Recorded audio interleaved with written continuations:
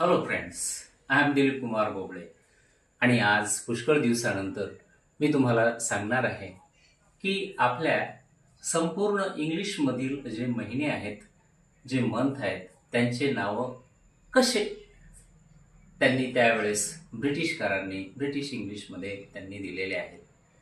तर आपल्याला माहिती असेल की मंथ हा जो शब्द आहे, हा मंथ शब्द मून वरून आलेला आहे आणि त्यानंतर जे मे पर्यंत जूनपर्यंत जे नावं दिलेले आहेत ते रोमन गॉड्सवरून नावं दिलेले आहेत आणि त्यामुळे पहिला जो मंथ आहे आपल्या कॅलेंडरमध्ये तो आहे जानेवारी.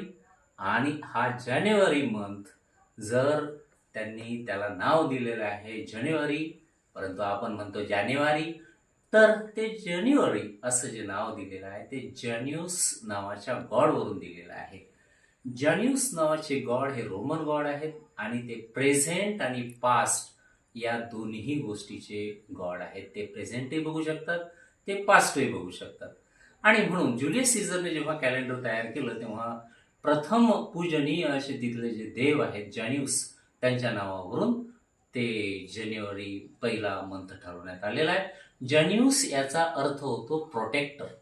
जॅन्युस याचा अर्थ काय होतो? प्रोटेक्टर. आता आपण बघूया की दुसरा जो मंथ आहे तो फेब्रुवारी आहे.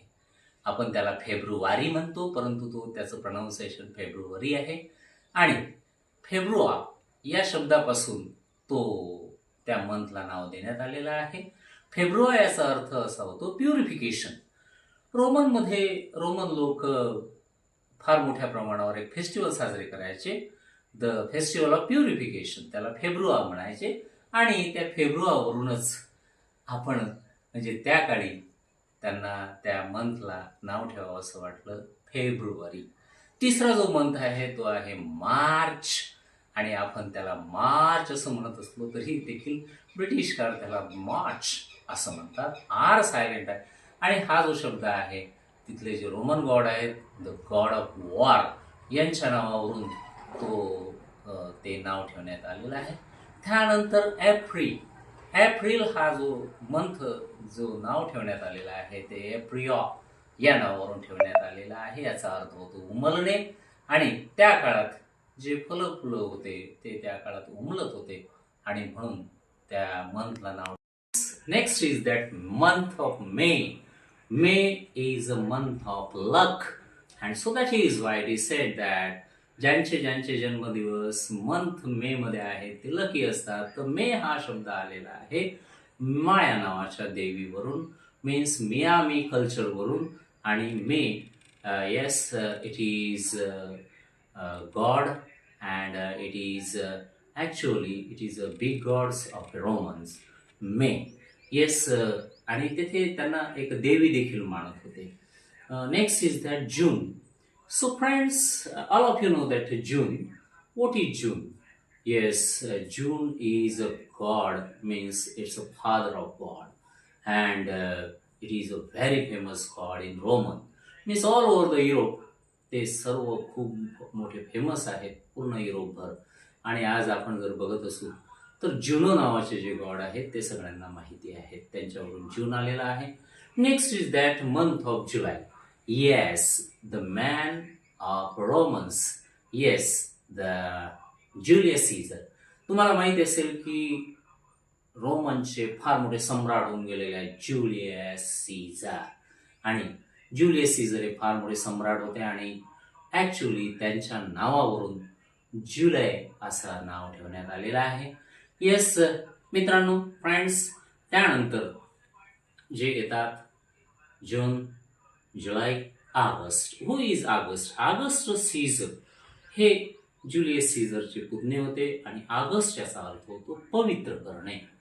म्हणजे येस, पवित्र करण्यासाठी ऑगस्ट असं म्हटले गेले. आणि म्हणून येस, त्या ऑगस्टच्या नावावरून नंतर नाव ठेवण्यात आलं ऑगस्ट.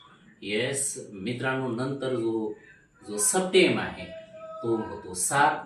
येस, ऑक्टो म्हणजे 8, नोव्हेंबर म्हणजे 9, परंतु डिसेंबर म्हणजे 10. परंतु सप्टेंबरला 9वा महिना, ऑक्टोबरला 8वा येस असं न करता ऑक्टोबरला 10वा महिना करण्यात आलं आणि नंतर काय करण्यात आलं, नोव्हेंबरला 11वा आणि डिसेंबरला 12वा महिना करण्यात आला. याचं कारण असं की yes after the death of Julius Caesar, ज्यांनी कॅलेंडर तयार करण्यासाठी घेतलं होतं, त्यांच्या डेथ नंतर त्यांची नावे या 2 मंथमध्ये ऍड करण्यात आली होती आणि म्हणून येस 7व्या महिन्याला 9वा महिना करण्यात आला, म्हणजे सप्टेंबरला 9वा महिन्यात करण्यात आलं. परंतु सप्टेंबरचा अर्थ होतो 7 आणि ऑक्टोबरचा होतो 8, परंतु त्याला 10वा आणि नोव्हेंबरला 11वा आणि डिसेंबर म्हणजे 12वा करण्यात आलं. डिसेंबर म्हणजे फक्त 10वा महिना. So friends, yes I will come yes always in front of you. मी नेहमी आता तुमच्या समोर येत राहील, त्यामुळे माझ्या चॅनलला सबस्क्राईब करा आणि yes please press the bell icon. Thank you.